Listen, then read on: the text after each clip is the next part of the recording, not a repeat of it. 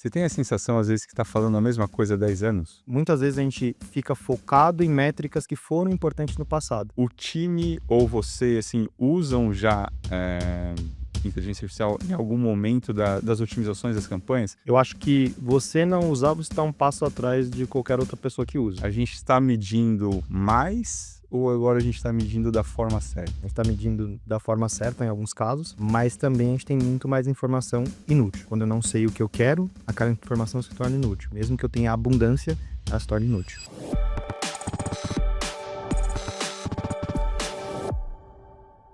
Fala galera, bem-vindos a mais um Papo Programático. E agora a gente tem até logo, então estou muito feliz aqui de fazer um segundo episódio e a gente vai entrar mais nesse mundo da mídia programática.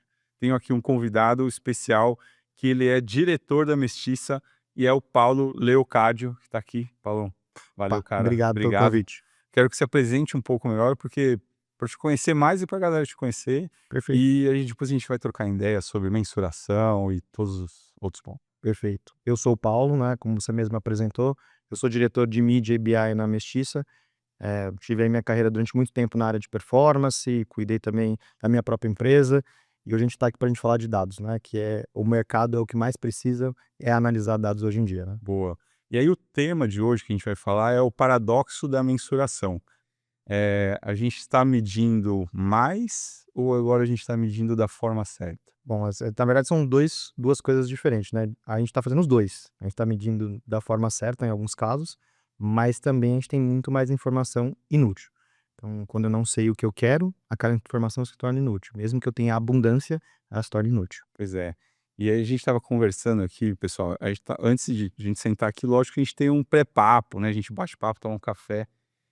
E a gente estava batendo um papo e falou, pô, mas o mídia de antigamente é o cara que subia campanha, fazia relatório, falava com os veículos, e hoje a gente vê um tipo de profissional diferente, digamos assim, que está muito repartido, né? Você só faz isso, você só faz isso, você só faz isso. Você acha que isso tira um pouco a visão do profissional? Eu acho que por mais que você seja separado em caixas, você tem que entender o todo. Quanto mais você entende o todo, melhor é o seu trabalho dentro de onde você está fazendo. Então, se você é um bom BI, você precisa entender mídia. Se você é um bom mídia, você precisa entender como processar dados, analisar a informação, capturar a informação. Isso vai fazer que a sua análise e o seu jeito de planejar seja mais preciso. Então, quanto mais você entende, melhor a gente vai ser. Não precisa ser como era antigamente, uma pessoa fazer 10 funções, mas precisa ser que ela saiba como fazer aquelas funções. Se ela souber como fazer aquelas funções, muito provavelmente o trabalho dela será melhor. A Mestiça atende diversos clientes, a gente bateu um papo, são, sei lá, mais de 50 clientes de vários segmentos diferentes. Não é tudo isso, mas a gente tá perto ali. Mas se não é, a gente tá chegando, vai. São são muitos clientes de diferentes setores. Existe alguma dúvida sobre métricas ou mensuração que é mais comum entre os clientes? Fala, tá, ou eles pedem mensurações de algo diferente do objetivo deles? Eu posso falar assim, não só da Mestiça, mas de forma geral, de forma ampla. Não vamos queimar os clientes, né?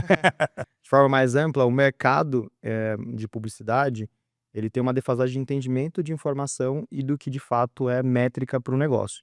Então, se você perguntar assim: "Ah, existe algum cliente que pede?", não é algum cliente, o mercado hoje pede coisas que muitas vezes ele não precisa para aquele momento da empresa dele. Então, a gente pode pegar vários exemplos. Quando você cria um site, é muito importante que você tenha visitas, mas depois que ele está consolidado, a visita deixa de ser tão importante, começa a ser mais importante o engajamento dentro do site, começa a ser mais importante a venda dentro do site. Então isso depende muito dos momentos. E eu acho que muitas vezes a gente fica focado em métricas que foram importantes no passado. Eu geralmente brinco que a publicidade digital brasileira parou em 2015.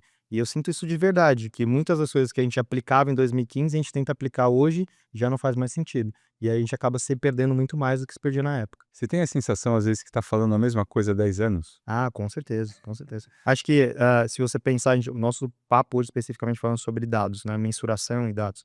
Há 10 anos atrás a gente já falava que o petróleo era o novo petróleo era os dados. Então a Uhum. gente já fala disso há muito tempo, mas eu acho que a gente aprendeu muito pouco. Apesar de ter muita informação, a gente aprendeu muito pouco por vários motivos. Características do mercado brasileiro, características de como a gente trabalha, características de como o brasileiro trabalha com matemática. Então, tem vários fatores que atrapalham e outros que ajudam a gente a ser bom nisso, né? Tem muito mais hoje, eu acredito ainda, tem muito mais que atrapalham do que ajudem a gente ainda. Eu vejo e aí eu queria a sua opinião sobre isso. Assim, a gente vê que o mercado online vem crescendo cada vez mais, tanto que a verba de marketing digital ultrapassou os outros canais, né. Então, consequentemente, o mercado precisou de mais profissionais, né, e esses profissionais entraram no mercado. Então, mesmo nós sendo jovens, né, eu tô falando que nós somos jovens, tá. Não, mas eu sou jovem. Eu que tenho complexo. Se você jovem, além de já ser um diretor, né, com 35 anos, você também é conselheiro de empresa e também de universidade, né. Sim. Então, esse mercado precisa de muita formação, né. Então, s esses novos entrantes, você está vendo algum gap ou vocês acham que estão vindo com alguma coisa a mais que boa? O que que você tem? Eu acho que quando eu fiz faculdade, a gente tá falando de quase 10 anos atrás, 10 anos atrás, acho exatamente que eu concluí, a gente também tinha uma defasagem já muito grande. Por exemplo, quando a gente falava de digital principalmente, o nosso curso não era de digital. Quem já trabalhava no mercado, falava: "Pô, a gente tá defasagem de anos atrás". Eu acho que ainda acontece isso, mas com menos prejuízo do que tinha no passado, porque hoje o aluno consegue procurar. Sim. Então, antigamente, por exemplo, eu entrava na aula de marketing digital na faculdade, o que o professor falava era o material que eu tinha para ler, era material não tinha tanta coisa para eu ver na internet, né. Hoje eu acho que ele tem mais acesso. Mas por ter esse acesso, ele acha que ele pode deixar para a última hora para aprender. E E aí aí eu eu acho acho que que esse gap tem acontecido muito, que é entre eu sair de fato da universidade para aplicar o que eu estou aprendendo e aprendendo o que eu preciso de fato para meu trabalho. E aí ele deixa muito para a última hora, e esse de deixar para a última hora geralmente faz com que ele não saiba muita coisa. Então ele se apega na coisa superficial que ele sabe, e aí ele acha que ele sabe muito. Acho que por deixar para a última hora ele acaba aprendendo pouco, e acaba não conseguindo aplicar o que ele sabe de pouco no trabalho, então acaba tendo esse gap sim. Principalmente de quem está saindo da universidade e entrando no mercado de trabalho. entendi. Bom, eu vou fazer um momento jabá aqui, ó. Se você está na faculdade e quer ler um livro sobre mídia programática, tem o nosso livro da Display, que chama Mídia Programática de A a Z, se encontra nas lojas online, na Amazon, onde for. E o curso de mídia programática também, que está no nosso site, é displayeducação.com.br, que você consegue fazer o curso. Aí, ontem eu recebi um direct, né, de um menino falando assim: "Pô, Edu, eu acho que a mídia programática não é democrática". Aí eu falei: "Por quê?" Ele falou: "Porque só aprende quem tem acesso à ferramenta". Eh, Sua visão, você acha que tem outro jeito de aprender? Sem pôr ali o Quando eu comecei a trabalhar, a primeira vez que eu trabalhei com publicidade, com marketing, eu trabalhava num call center do Google, né, que era uma empresa terceirizada do Google. E eu fazia o atendimento receptivo só. Eu não operava a ferramenta, eu não dava conselho, mas eu almejava. Eu queria trabalhar numa equipe que falava espanhol, porque eu falava espanhol na época já, e eu queria muito trabalhar numa equipe que falava espanhol. Só que para trabalhar nessa equipe, eu precisava ter as certificações do Google. Então, mesmo que eu não fosse treinado e tal, eu decidi por conta própria estudar, estudava no ônibus, tal, tudo daquele dia difícil e tal, mas eu consegui aprender muita coisa antes da prática. Eu uhum, acho acho que que a a prática é prática fundamental, ela não tem como você excluir a prática da ferramenta, excluir o que você aprende no dia a dia, mas o campo teórico e do campo de assistir o que alguém fazendo, de ver como se faz, ler a respeito, ele é plenamente possível hoje. Claro que com orientação. Eu estava numa empresa que por mais que eu não trabalhasse com aquilo, eu sabia onde procurar. Então acho que com orientação isso facilita bastante. No meu caso, eu consegui aprender muito antes mesmo de começar a trabalhar nas ferramentas. Inclusive eu recomendo isso, quando eu dei aula eu falava sobre isso. Eu acho que é muito importante você saber a teoria antes de poder botar em prática, mas é muito importante que você saiba a prática. Mas sem teoria teoria, sua prática vai ser rasa. Então você acaba só fazendo o que você sabe mais ou menos, mas você não sabe aprofundar aqueles temas, né. vai bater muito mais a cabeça, né, Com se não certeza. tiver estudado. E o Google tem esses canais de estudo que são Porra, gratuitos, muito. né. Na Display Educação você pode ver como funciona a ferramenta, e se você tiver dúvida onde procurar, para mim hoje, assim, eu tenho o meu estagiário de luxo que é o ChatGPT. Cara, se eu coloco lá assim: "Onde estudar como subir uma campanha de programática", eh qual line eu devo subir primeiro? O ChatGPT fala, segundo o Google, você deve pá, pá, pá, pá, pá, pá, pá, e te dá exemplos, assim, é muito mastigado, É né. muito mais fácil hoje. Eu também uso, acho que esse ano já deve fazer 3 anos que eu uso o ChatGPT. Ele sabe mais da minha vida do que E eu próprio, né, então ele sabe onde eu vou viajar, o meu jeito de escrever, meu estilo de gramática, então ele sabe muito sobre mim. E isso que eu falo hoje facilita muito, então mas é o que eu falo, a gente tem que compartilhar o conhecimento, quanto mais a gente compartilha o conhecimento de aonde procurar, acho que isso facilita as pessoas a serem melhor, mas não substitui a prática. Precisa ter os 2 campos, né, você precisa ter o campo teórico muito forte, que acho que ele embasa, ele te dá solidez, mas se você não tem a prática, é muito difícil que você lembre do que você aprendeu. Tipo, você acaba lendo alguma coisa teórica, mas você não aplica na sua vida, você acaba esquecendo o que você aprendeu, né. eu escrevo no ChatGPT também faz um tempinho, e eu tô escrevendo todo dia "bom dia" e "por favor" e "obrigado", porque eu não sei se as máquinas vão se ver. Olha, Eu não já tô po me protegendo. esse campo aí depois a gente se você quiser a gente fala no off sobre isso, essa semana 2 semanas atrás, acho que uma semana passada, eu fiquei da meia-noite, assim, até 2h30 conversando com o chat sobre filosofia, e é assustador. Depois eu te mostro as minhas conversas com ele, é absurdamente assustador. Não, eu imagino, eu imagino. Porque eu treino inglês com ele, você tem a função de apertar para ele Sim. conversar em voz, né, em vez de ser eu falo: "Não, troca por favor para o inglês britânico". Tá, ele troca, tal, eu perguntei para ele: "Você quer que eu te chame de algum apelido?" Ele: "Só de chat". Chama do que você quiser, né, eu tenho um amigo meu que chama de Zé, aí ele chama: "Zé, como é que você tá?" Eu acho que as minhas conversas são mais, nesse aspecto, né, tipo ele me ajuda muito a planejar, a estruturar dados, a estudar dados, e hoje, assim, eu pago o ChatGPT há muito tempo já, né, Uhum. então subo planilha no ChatGPT, subo apresentação pra gente estudar junto, ele me ajuda a estudar, né, então facilita bastante. Bom, falando de inteligência artificial, o time ou você, assim, usam já, inteligência artificial em algum momento das otimizações das campanhas? Eu sei que as ferramentas já têm, os algoritmos, a inteligência de otimização, tal, mas em algum outro momento, talvez, ou pré-planejamento ou jogo ali e me ajuda a tirar um insight, vocês usam? Eu acho que você não usar, você está um passo atrás de qualquer outra pessoa que usa. Então, acho que ele é fundamental e ele faz como eu falei, né, ele faz parte do meu dia a dia. E eu incentivo que todas as pessoas do meu time façam o mesmo. Então, obviamente dá para ver quando a pessoa usa de forma irrestrita, de forma irresponsável, e fica ruim, dá para ver o material sendo ruim. Dá pra ver que é um copia e Pô, cola, né? dá pra ver um copy cola.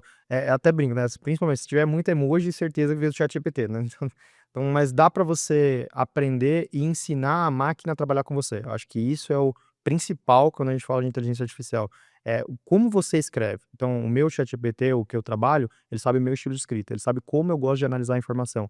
Eu ensino cálculos matemáticos, porque, até este ano, ele era muito ruim em cálculos matemáticos. Então, vou Vou ensinar ensinar para pra ele ele. modelo de regressão linear, vou ensinar para ele como fazer análise preditiva. Então, quando eu ensino, depois que eu ensino, ele consegue aplicar muito melhor. E no nosso trabalho a gente usa bastante. Eu posso dizer assim, no planejamento ele é muito utilizado para que eu pegue insights do passado. Então eu posso subir uma base de dados, entregar para ele analisar, eu analiso junto com ele, mostro os campos que eu já tinha aprendido e peço para que ele veja campos que eu não aprendi ainda. Então facilita e antecipa muito mais o meu trabalho, né? Muito mais. Corrige texto, a gente evita erros gramaticais, a gente evita erros de congruência que a gente não sabe muito bem, né? Então tudo que a gente pode evitar de erros pode ser feito por lá. Acho que esse é um trabalho que facilita muito. Eu já fiz provocações, assim, animais, assim, eu peguei uma planilha de dados da empresa, tipo, resultado financeiro, e coloquei os dados e falei: "A minha análise é essa, compare com o mercado e me dê uma previsão do que pode acontecer segundo a inflação". Cara, veio um relatório que eu falei: "Puta que pariu". É muito animal, foi muito legal. E ele me ensinando e não quer dizer que eu vou seguir à risca, mas, assim, pelo menos me deu um norte, falou: "Tem razão aqui, porque vai acontecer isso, isso, isso". E ele como ele consegue comparar várias fontes, ou seja, a minha fonte de dados, a minha opinião e mais o mercado, você precisaria, sei lá, de 3 consultores financeiros para fazer isso, né. Então na mídia dá para fazer isso também, na publicidade, qualquer área, né. Eu concordo, quem não está usando já está ultrapassado. Concordo. Eu acho que, assim, o que eu faço muito, né, até tem um exemplo prático, né, atendi durante um tempo uma empresa de mineração, de software de mineração 3D, e obviamente eu não entendo nada de software de mineração 3D, né, então o que que eu fiz? Peguei todas as informações que eu tinha, li todas as informações que eu tinha, PDFs que eu tinha lido, sites que eu tinha lido, sites de concorrentes, subi tudo, compilei fiz um compilado de informações, mandei para o ChatGPT e pedi para ele me ensinar sobre aquilo como se eu fosse um geólogo. Então ele me ensinando como eu trabalhar aquelas informações. Então, entendi um pouco mais do mercado, entendi um pouco mais de como aplicar campanhas de publicidade, então facilitou meu trabalho. Ele não fez o meu trabalho, mas ele facilitou. Então eu tive que ter uma análise prévia, leitura prévia, depois eu compartilhei as informações que eu aprendi, e aí ele me ajuda a aprender o que eu não tinha aprendido ainda. Então, eu acho essencial. Até para a leitura de dados, é o que você falou, a precisão dele de dados hoje, né, nesses últimos 6 meses principalmente, junto também com outras ferramentas, como DeepSeek, Grok, então a gente tem várias opções hoje, facilita muito os campos matemáticos, principalmente quando você não sabe muito. Então, não sei muito como analisar uma informação, ele pode te ensinar. Pô, esses dias um amigo meu me mandou assim mensagem: "Pô, sabe que eu sou ruim em fazer gráfico, você me ajuda?" Eu falei: "Não, eu não. Eu vou te mandar aqui como você vai perguntar para o ChatGPT, e aí você pergunta e ele vai te ensinar como fazer esse gráfico." Então, tudo você consegue hoje E fazer de se ele forma não mais fizer o simples. gráfico, né? Eu prefiro que ele eu até falo assim: "Pode fazer", mas eu prefiro que no caso desse pessoa específica, que ele aprenda antes de pedir pra a ferramenta fazer, pra ele saber o que tá errado. Se Sim. tiver algum erro, ele consegue corrigir. Que eu acho que isso é o do fundamental, no caso, antes de falar de uso de inteligência artificial no dado. Se eu não sei fazer aquele tipo de análise, o ChatGPT ou qualquer outra pode fazer de forma errônea e eu achar que tá correto. Fico pensando, se eu não souber como perguntar, né, ele vai escrever, dar uma resposta. E se eu não souber exatamente o que você disse, se eu não souber como é feito, ele vai falar do jeito que ele sabe, pela experiência, e pronto, você pode estar fazendo uma grande besteira, né. Eh, eu lembrei de uma reunião que eu ia ter com um diretor de uma empresa de energia. E eu falei: "Cara, eu não entendo patavinas aqui do setor de energia a fundo, né, só o que eu vejo de notícia, né". Aí eu coloquei, né, um script lá, falou: "Ó, vou ter uma reunião com o diretor de energia, quais pontos seriam melhor ser abordados pensando no cenário, tal, tal, tal", e sugerindo. Aí ele me trouxe, assim, as abordagens, assim.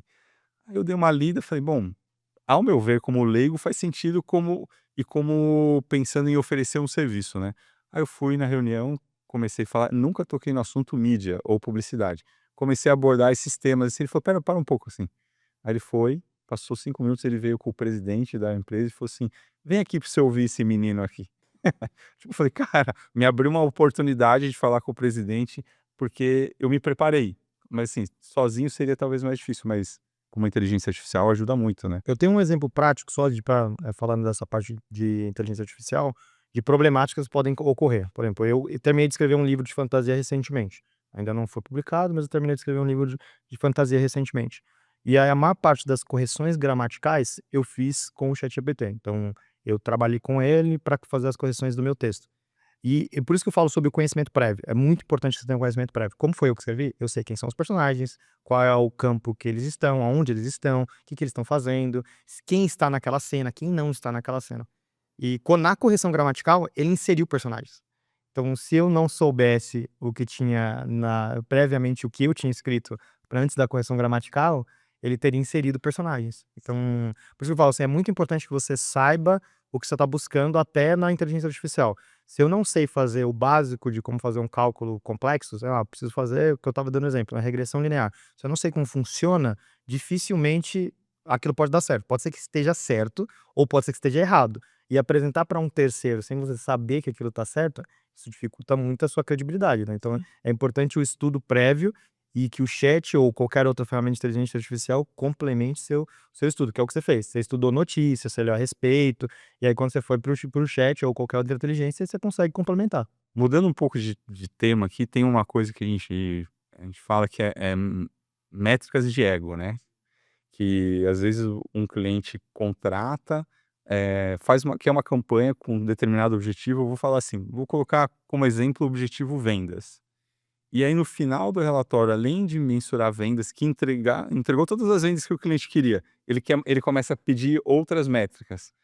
Acontece muito, como que se defende? Eu sei que você tem esse desafio também. Com certeza, eu acho que assim, volto naquele tema que a gente falou de a publicidade parece que se estagnou em 2015, né. Lá em 2015 a gente fazia campanhas de Google Ads ou campanha de programática quando a gente trabalhava no passado, eu nem lembro mais como era o nome do DV360 antes, como é que era mesmo o nome? Era só double clique? Era double click, exatamente. Então nessa época, a gente ficava otimizando muito mais o detalhe e algumas coisas, por exemplo, CPC. Você ia lá, alterava na unha: "Pô, esse CPC hoje tá caro, vou atualizar isso aqui". Hoje, essas métricas, elas não eu vou dar o exemplo da métrica de ego sobre isso, porque eu acho que é muito pertinente. Elas não são equivalentes, por exemplo, o meu CPC pode aumentar e meu CPA diminuir.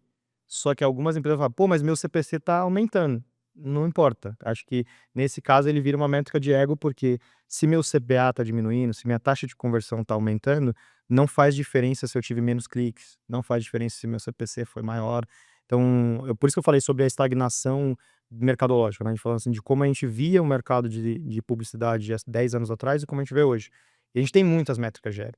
Eu gosto desse exemplo porque ele é um exemplo prático de que a pessoa acompanha um dado que já foi importante, não é mais importante neste momento, a não ser que eu tenha uma campanha focada em tráfego, por exemplo. Aí sim, o meu foco é gerar pessoas que cliquem naquilo. Então é muito diferente, eu acho que mudou muito, mas tem muita métrica de ego ainda. E aí eu reforço a questão de que constantemente a gente tem que educar o mercado, né, os novos entrantes, porque entram pessoas na área de marketing que ou às vezes vieram de outras áreas, são muito bons em vendas e mudaram de área, e eles demoram um tempinho para entender isso, né. Ó, a gente parou de olhar impressões, visualizações agora, a gente está olhando engajamento, ou o contrário, né, falou: "Pô, fiz uma campanha de visualização, mas não teve nenhuma venda". Pô, mas é lógico, não era esse o Não era o objetivo, propósito, não era o sim. propósito, né. Eu acho que é importante até a gente falar isso, né, da proporcionalidade, né. Se eu tenho um objetivo de alcance, eu quero falar com grandes massas, eu quero que o maior número de pessoas vejam a minha campanha, quero que tenha uma frequência alta, eu não estou buscando a venda naquele momento, né. Então eu estou buscando conscientização, estou buscando ensinar sobre o meu produto, sobre o meu serviço. Acho que isso também entra nesse ponto. E aí outro ponto que eu acho que é muito forte no mercado, é a parte dos seguidores, né. Tipo, acho que você deve concordar comigo que muita gente ainda olha muito forte como se o crescimento dos seguidores fosse uma métrica de saúde da companhia. Alguns casos pode ser, por conta de, metas da companhia, etc, mas de forma geral, ela não garante engajamento, ela não garante vendas, ela não garante vários, KPIs que de fato são importantes no negócio. Mas ela pode ser importante, desde que seja uma meta da companhia, se for realmente uma coisa importante. Só para eu acho muito mais uma métrica de ego do que qualquer outra coisa, tá, mesmo. Total, total. E às vezes eu me caio me pegando nisso, assim, sabe, falando assim: "Deixa eu olhar meus 5 principais concorrentes, deixa eu ver se eu tenho mais seguidores que ele". Aí eu olho no espelho e falo: "Que burro, né, velho".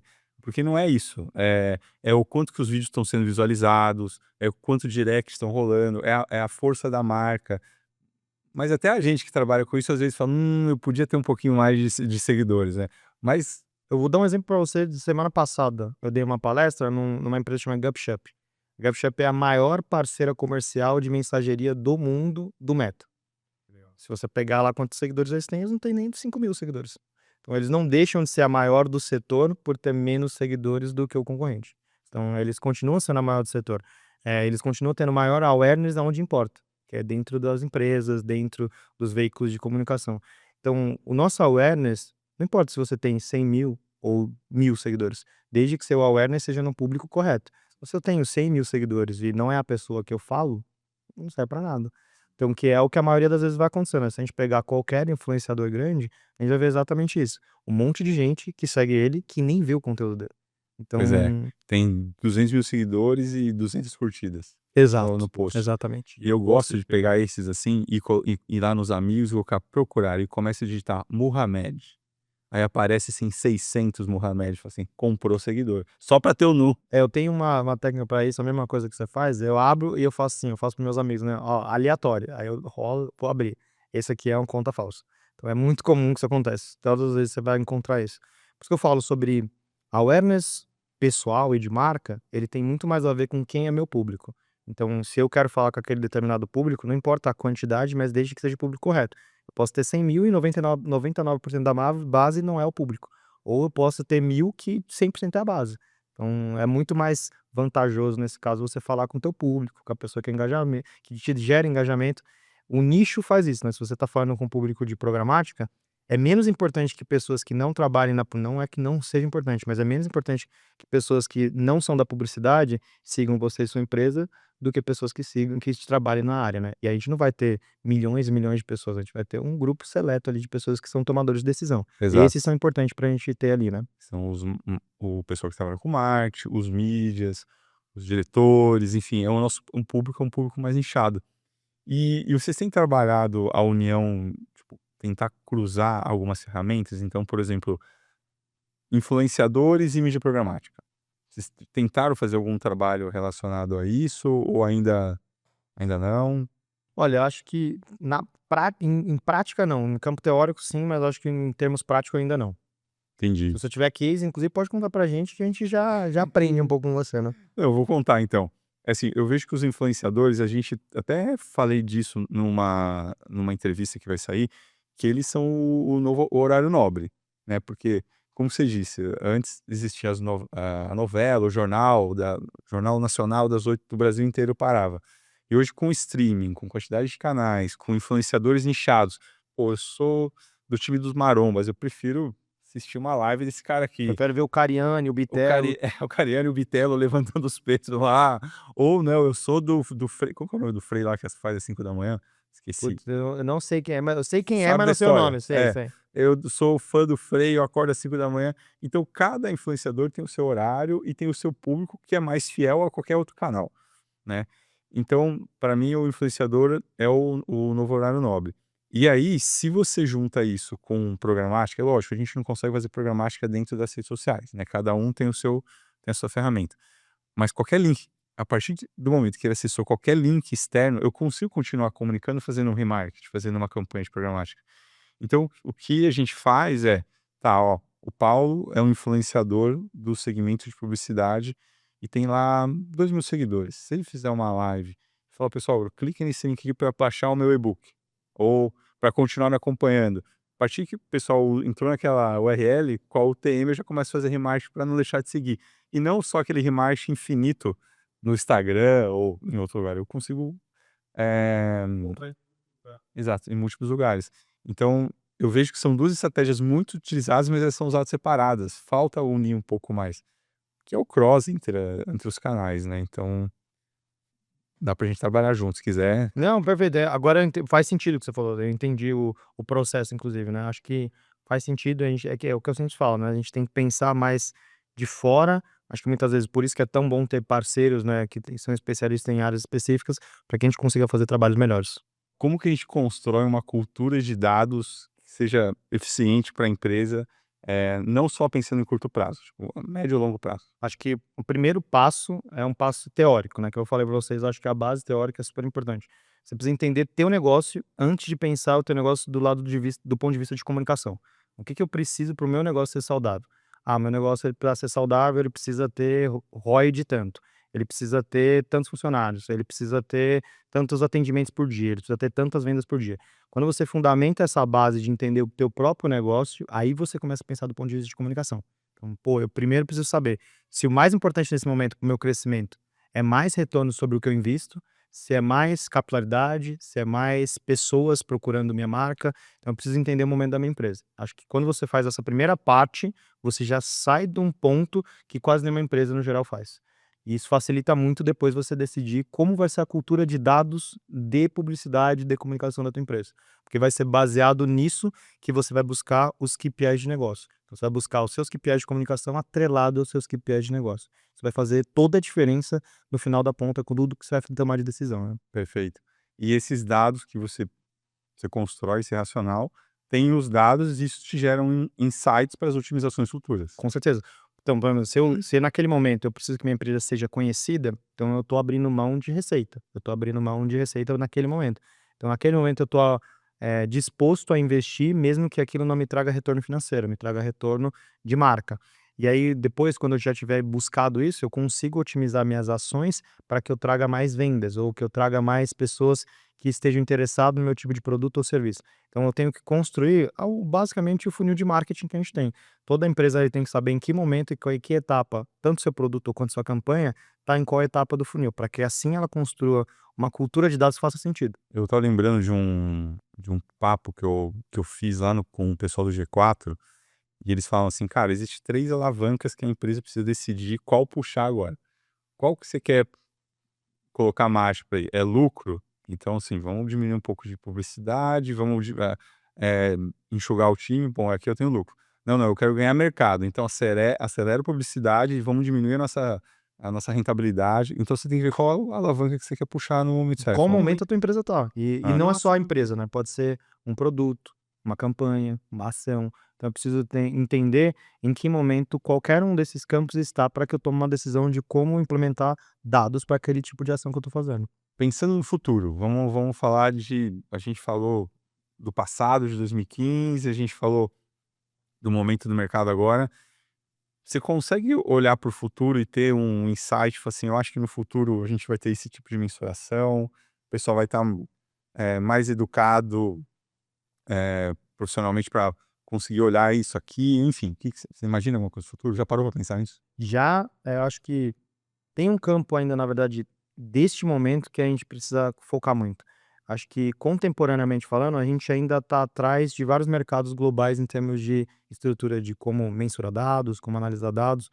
E a gente tem hoje muitas funções e muitas funcionalidades, muitas features que você pode colocar tanto nas suas campanhas de marketing quanto na sua forma de comunicar, que ajudariam você a ter melhores resultados. Hoje, por exemplo, se a gente pensar em Google, Meta e etc., a gente já tem hoje uma coisa que chama conversões offline. Então eu consigo medir quem foi até o restaurante e comeu o que foi ativado pela minha campanha. Então, isso já é, se as empresas já fizessem isso, já seria um ganho muito grande no nosso mercado. A gente já atendeu, eu sei que você já atendeu também, o mercado imobiliário. O mercado imobiliário, ele passa por um fluxo que a gente consegue saber do momento que o cara fez o lead até o momento que ele comprou de fato. Mas quantas empresas fazem isso, sabe? Então acho que nesse momento, acho que ainda a gente precisa mexer nessa parte contemporânea. Do futuro, eu acho que depois que a gente souber trabalhar com o que a gente tem hoje, aí a gente tem um campo enorme de possibilidades, né? Porque a gente vai ter análises preditivas muito mais eficientes, a gente vai ter otimizações automáticas muito mais eficientes. Eu acho que inclusive o profissional do futuro, ele precisa ter a cabeça muito mais voltada para ser analítico do que ser operacional. Que a parte operacional, ela, graças a Deus, né, tá morrendo. Então a gente vai ter cada vez menos a parte operacional e cada vez mais o campo onde você precisa pensar para tomar decisão e orientar essas ferramentas que a gente já tem. Pô, eu concordo, no futuro muito mais analítico do que operacional. Pô, eu quero agradecer, Paulo, valeu, cara, obrigado por ter vindo mesmo, foi muito bom. É sempre enriquecedor receber gente do mercado que tem mais conhecimento nessas áreas, então, assim, isso colabora com a gente, e ter vocês como parceiro também é muito bom, então Muito obrigado mesmo. obrigado. Obrigado pelo convite. Foi um prazer estar com vocês. Espero que a gente possa bater outros papos aí, outros Paulo, o momentos. pessoal que quer te encontrar, para conversar com você, bater papo, trabalhar com você, fazer parte do livro, enfim, onde que te encontra? O meu LinkedIn acho que é o caminho mais fácil para ter comunicação comigo, é Paulo Leocádio, né, então é exatamente assim, Paulo Leocádio, e meu Instagram, para quem quiser também, é paulo.leocádio. Obrigado, gente. E sigam a Display nas redes sociais, curtam o vídeo, compartilhem e precisando da Display, acessem aqui o site edisplay.com.br.